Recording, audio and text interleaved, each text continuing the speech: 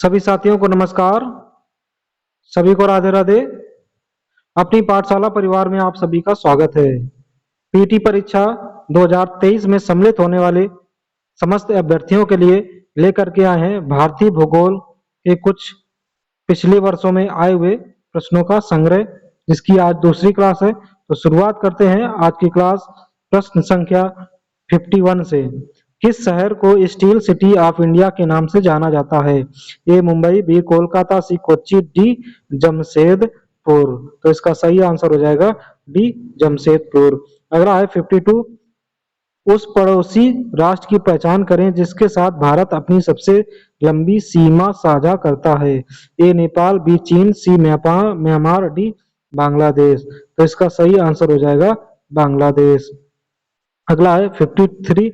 निम्नलिखित में से कौन सा जिला भारत की अंतर्राष्ट्रीय सीमा पर है? ए गोरखपुर, बी जयपुर, सी किन्नौर, डी कुलेर। तो इसका सही आंसर हो जाएगा सी किन्नौर। अगला है 54। निम्नलिखित में से कौन सा देश भारत की अंतर्राष्ट्रीय सीमा पर नहीं है? कौन कौन सा देश भारत की अंतर्राष्ट्रीय सीमा पर नहीं है?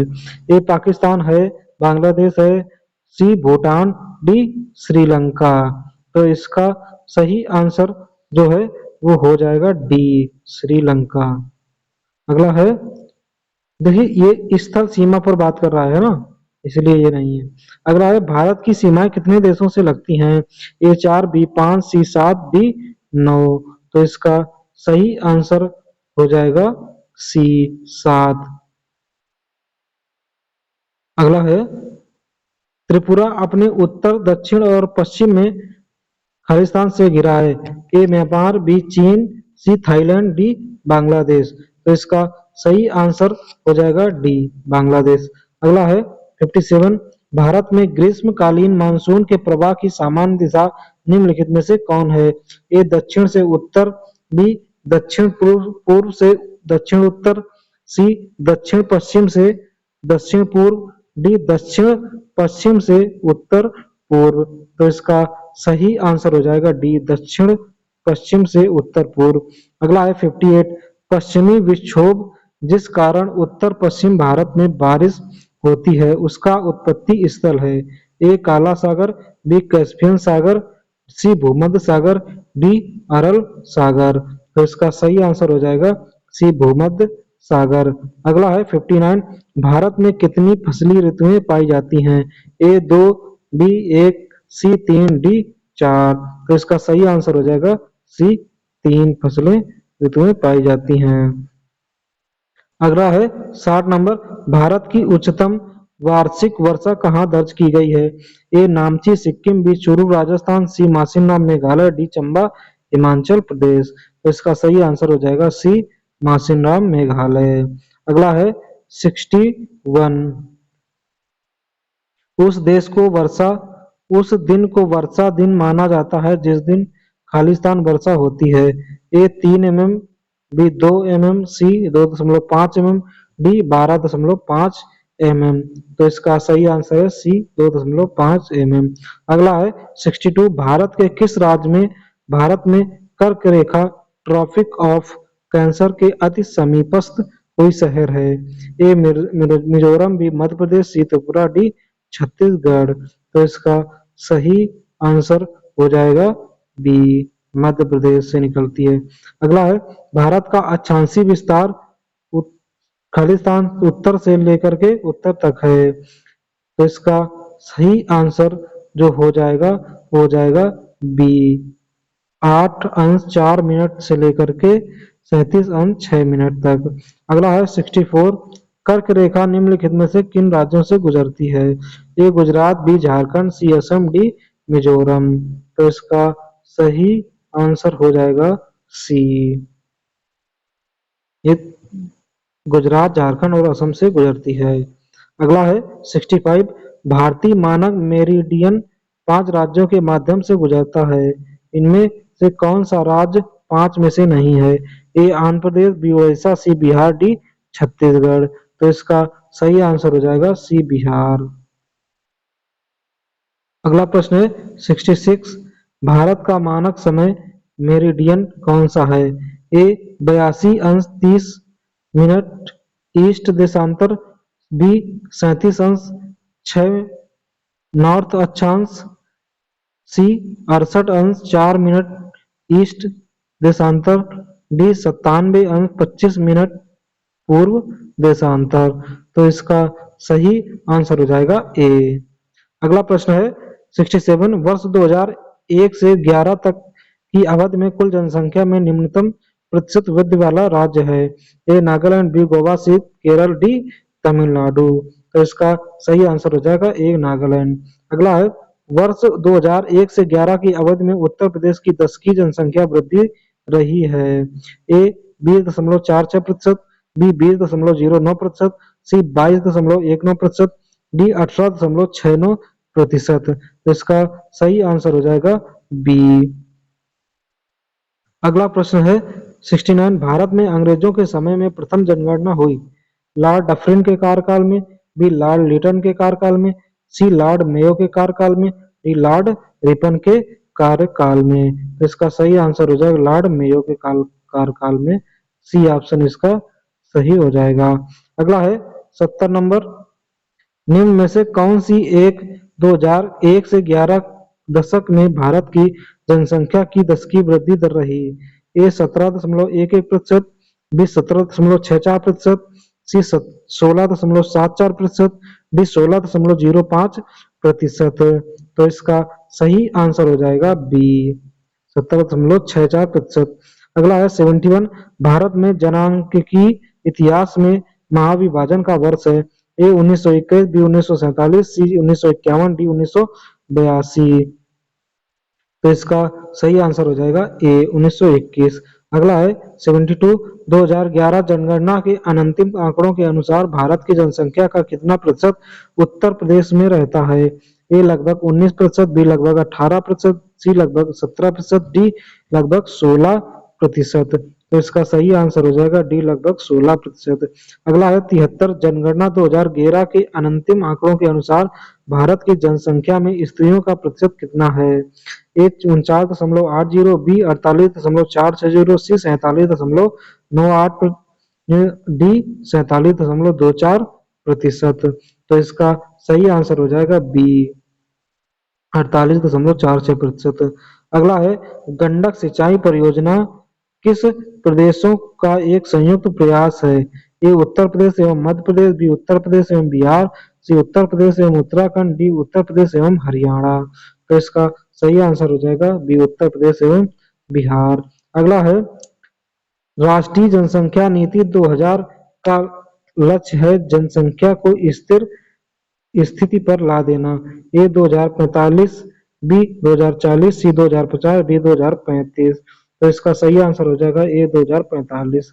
अगला है प्रश्न नंबर 76, निम्नलिखित में से कौन सी नदी खंबात की खाड़ी में नहीं मिलती है। ए माही, बी साबरमती, सी कोयना, डी तापी। तो इसका सही आंसर हो जाएगा सी कोयना। अगला है 77, निम्नलिखित में से कौन सा विकल्प भारतीय प्रायद्वीप में पश्चिम की ओर बहने वाली दूसरी सबसे बड़ी नदी है। A Narmada, B Tapi, C Sabarmati, D Koyna.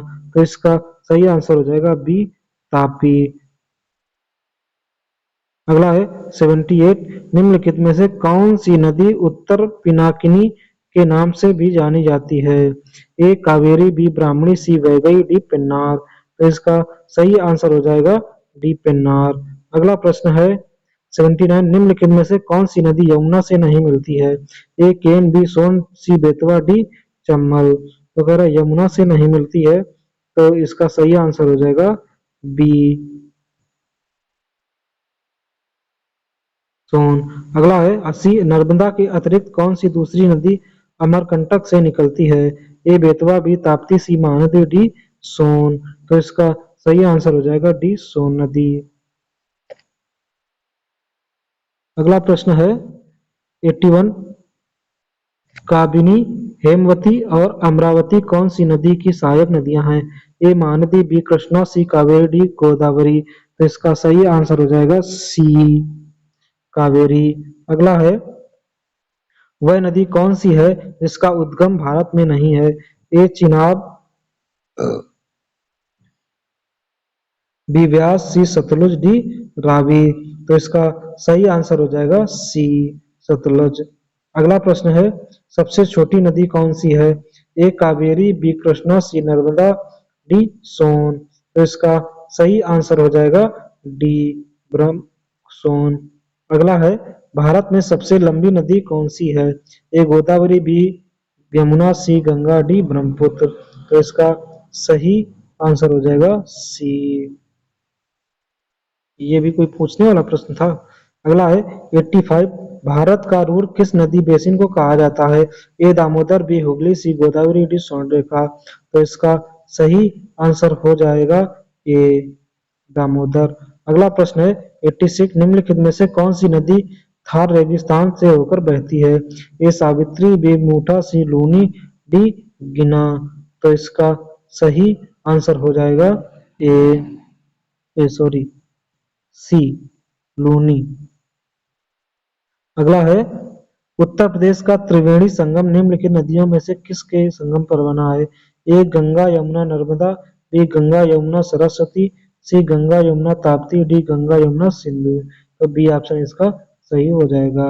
अगला प्रश्न है 88, इस नदी की कुल लंबाई 2900 किलोमीटर है।